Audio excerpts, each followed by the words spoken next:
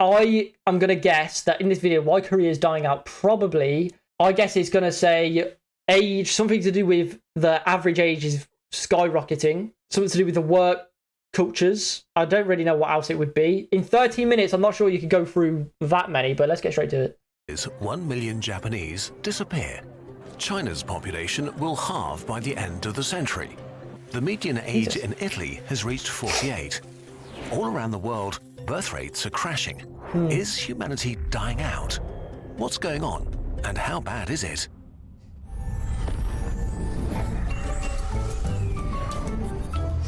W animations. For hundreds of thousands of years, the human population barely grew at all, haunted by disease, famine, and war. Industrial revolution. Exponential progress led to exponential growth, pushing our numbers to 6 billion in the year 1999 and 8 billion just 24 years later.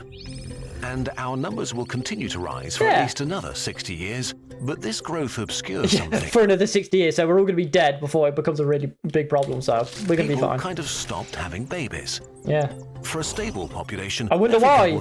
I wonder why people stop having babies. Because they can't afford babies. The cost of living crisis is in full swing. Like, there's no way people can barely even pay for themselves, let alone... You know what I'm going to do right now? When I'm struggling to live, you know what I'm going to have? I'm going to have a baby. No one's doing that. No one's doing that. Needs to have 2 children on average. If the number is higher, it grows. If lower, it shrinks. If it's well below, it shrinks a lot and quickly. Like in South Korea, one of the hottest exporters of pop culture. Its fertility rate lay at 0.8 children per woman in 2022, the lowest in the world. Oh, God. This means 100 South Koreans of child... That means no one's having kids in Korea. ...bearing age today will have no 40 kids, in Korea. who then will have 16 kids, who then will have 6. If nothing changes, then within 100 years, there will be 94% fewer young people, and South Korea will see a population implosion. Oh, that is, if things stay the same. I don't think that will ever be a massive problem. Like around the world, I don't think population. I think it will get pretty bad, but I think people will just realize that if we don't have kids, the country is gonna, like, they could do the thing where they say you have to, and they probably will have kids, but I don't know. I don't think that's the biggest problem in the world, but it's like one of them sneaky problems that no one really talks about. Everyone talks about like nuclear warfare and stuff, but this is the one that's actually the problem that people don't really talk about. The global warming is just like a long process. Fertility rates. Although looking at the bigger picture and absolute numbers, this population will not shrink that much. It simply returns to the level it once was. Yeah. In 1950, there were 20 million South Koreans. In 2023, there are 52 million, and by 2100, there will be 24 million again. Jesus Christ. But the issue is not that there will be fewer South Housing Koreans. And stuff. The issue is the composition of the population. Yeah. In 1950, that's the thing with China I saw recently as well. China has too many houses. It has too much accommodation for Chinese people. They accounted for 500 million people more than there actually are. So just think about that. Think about how many houses there are with no one in. 500 million people. Like there's too many houses. In age was 18. In 2023, it's 45. In 2100, it will be 59. Jesus. A country of seniors. Yeah, facts. And South Korea is far from alone. China Japan may be as seeing well. the steepest population reversal in history, unstoppable at this point.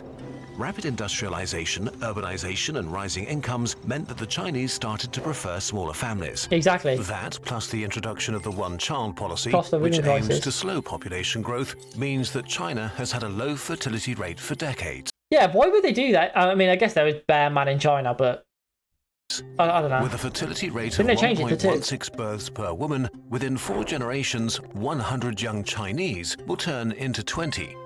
China's fertility rates are now one of the lowest in East Asia, lower than even Japan's.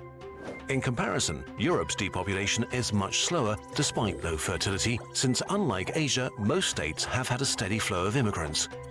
The impact is complex, as a good chunk of immigrants come from other low fertility rate areas. The number of immigrant women who do have a lot of children is not yet high enough to make a big dent, and fertility rates of immigrants tend to adjust to the native population within 2 to 3 generations.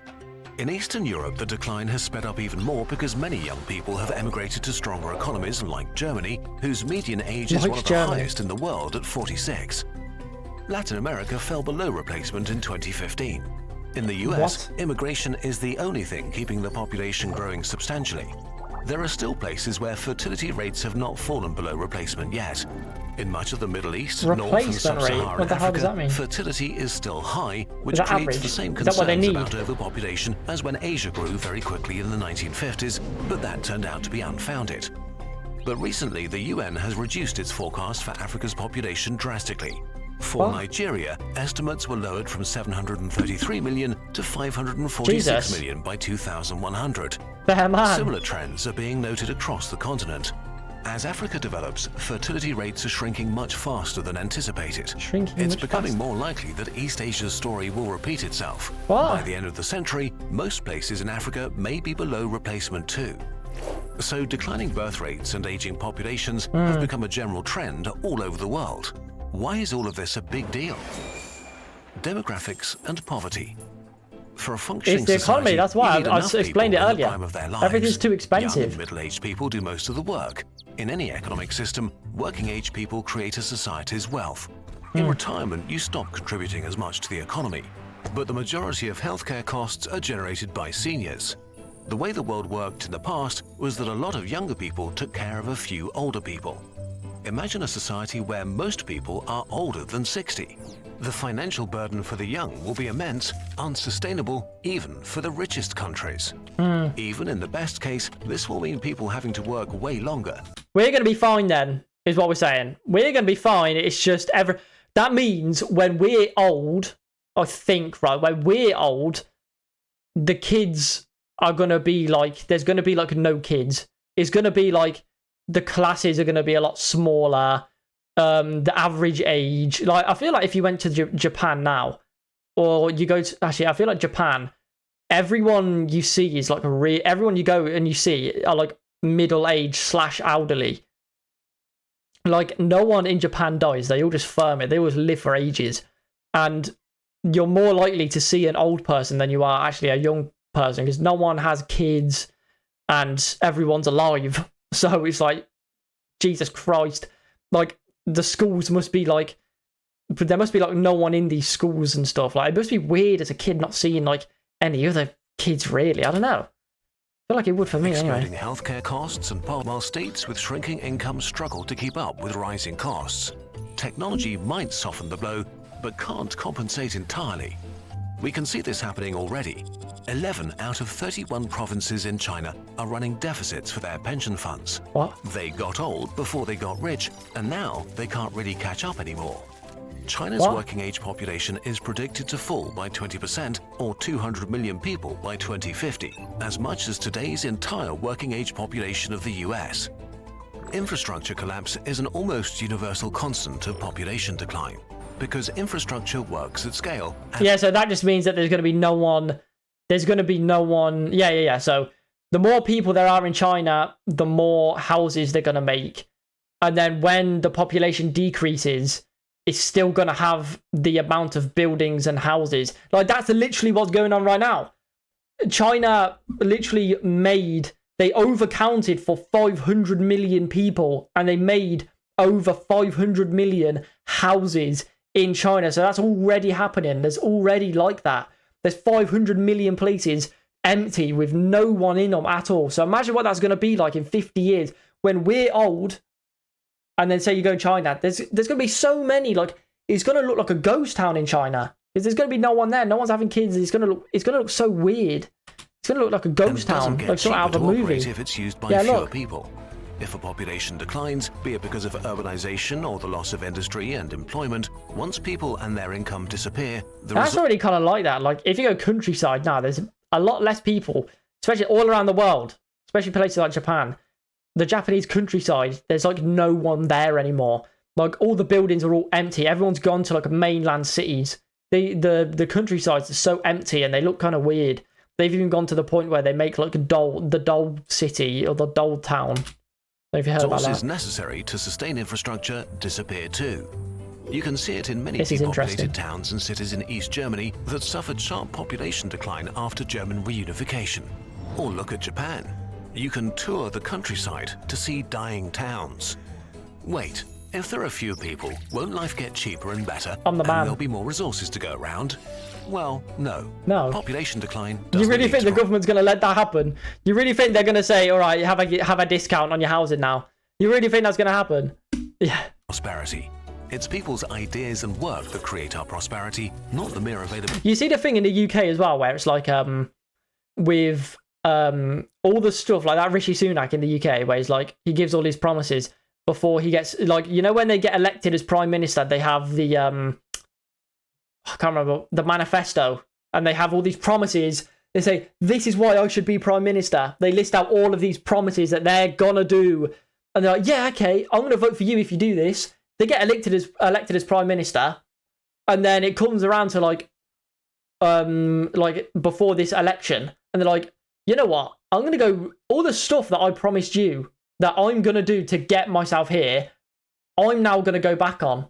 I'm going back on all the stuff that you wanted me to do, and it's like there has to be something in place in these manifestos where if they promise something and they use it to get voted in as prime minister, they have to do it, because then that's like it's mad. Like with the HS2 rails, which is like the high-speed train station things, like he's backed off on 2 of them in like Birmingham and Manchester. I'm not sure exactly what HS2 is. I think it's just faster, but I'm not sure if you have to do another stop in between or not. I can't really remember. I don't really know too much about it. I just know that he went back on like these major high-speed railways.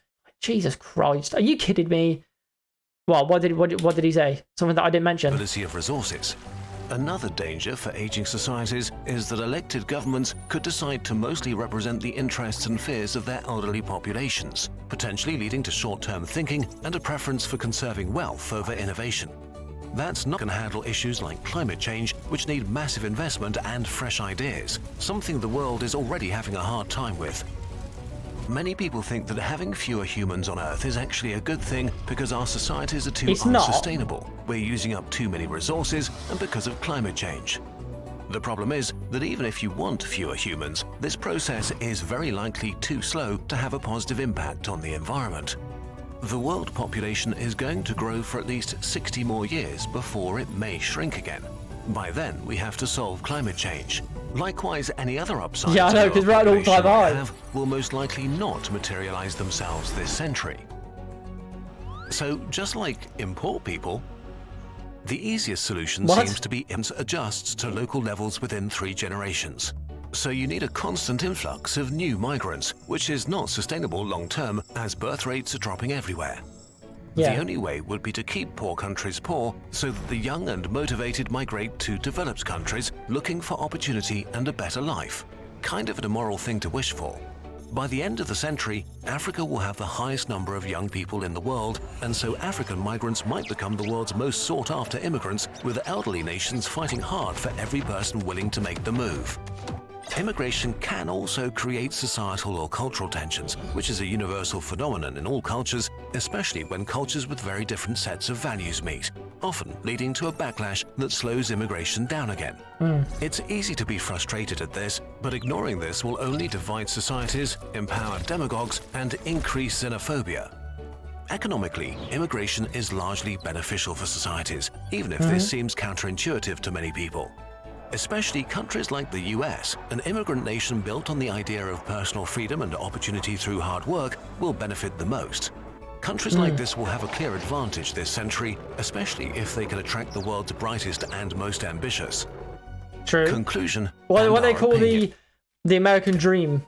This topic is way too big, affects societies as diverse as literally all of humanity. So please take this part with a gigantic grain of salt. Obviously, we're looking at this from our Central European perspective. One way to look at falling birth rates is as a side effect of the world being less bad than it was. Especially women are freer, more educated, and wealthier than in the past. But it turns out that if societies are better off, individuals often decide to have fewer kids. That's true. That is true. There's a gap between how many kids I feel like that is true. Because then they're just like, because that's kind of what I'm just like. It's just like, live your life now. Don't have a kid now. Have a kid when you're like in your 30s, blood. Allow having a kid now. Because you just want to live, don't you? So the population will eventually go up. It's just in this 20 years, it will slow down. You know what I mean? It's going to slow down. And things could happen that'll stop it as well. People just don't want to have kids. For example, cost of living. They're like, it's not wise. It's not smart to have a kid now. So let's just not do it. I wonder what the world's going to look like in 50 years. I wonder. The mean number. Because we're at an all-time high for children. Or like the amount of people on the planet right now, all-time high. So when he says in the next 60 years, it's then going to start going down, then what's the world going to look like? We're going to have all these buildings, everything, all these buildings, these houses, all of this, that, just for there to be less people in the world and more old people. So these old people aren't going to these buildings. They aren't going to these places. And you know, in the UK, super cool, we're in with the student accommodation. All these universities, they're buying these massive buildings to put students in. When it starts going down and there's less young people, there's going to be no students to live in the student accommodation. So I wonder what it's going to look like. Kids women in Europe want is around 2.3, much more than they're actually having. While we gained a lot of freedoms in the last century across continents and economic systems, that came at a cost. The tight-knit communities and family structures that were part of our nature, where kids could be brought up by a village. Today, young parents have to deal with different challenges and societal expectations. Yeah, exactly. The parents have their own problems. Kind of ground down between the wish and expectation to have a family and a career. Yes. Being pressured to do both, but not compromise either. Men are sharing parental duties more equally than they used to, but are often still expected to be the provider. And it's sadly true that usually at least one parent's career is held back. In many developed countries, the gender pay gap is chiefly a pay gap between mothers and everyone else. But it's not just outside pressure. Our culture of individualism probably plays a role too. We have only one life to explore, be free, travel, have fun, accomplish something, and try to be happy. Exactly. So people commit to partners later in life and That's often what I was just decide against saying. big families or any at all. That's what I was just saying. It's so much better to do it like that. Have fun with your life and then have a kid. This is what I just explained. Nobody owes their country babies. Exactly. So far, no. But that's the thing. No one owes their country babies. But if it gets to the point where the population...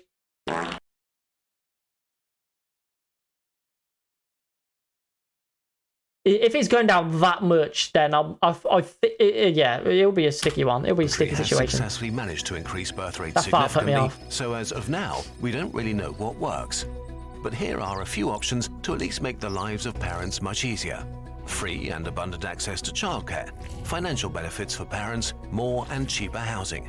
Parenthood has to stop being a career obstacle, and our culture needs to become more positive towards families. Yeah. And that's something we can all work on. The next time you sit next to a crying baby, don't be a jerk about it. Kids are hard. In the end... Yeah, but then again, whenever I see kids now, God, I hate kids so much. God, I hate kids so much, man. God's sake, I hate kids so much. I hate kids. I hate children. Yappy, crying children. No wonder they say everything's dying out. I just hate the idea of a child. Children, kids, crying, yapping babies, annoying TikTok children, kids. I just want nothing to do with them. That's the real reason. That's the real reason Korea's dying out. Humanity will not die out because we're having fewer babies.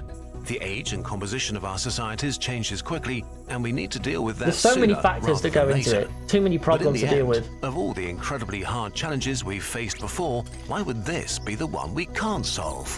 Yeah. Well, final opinions.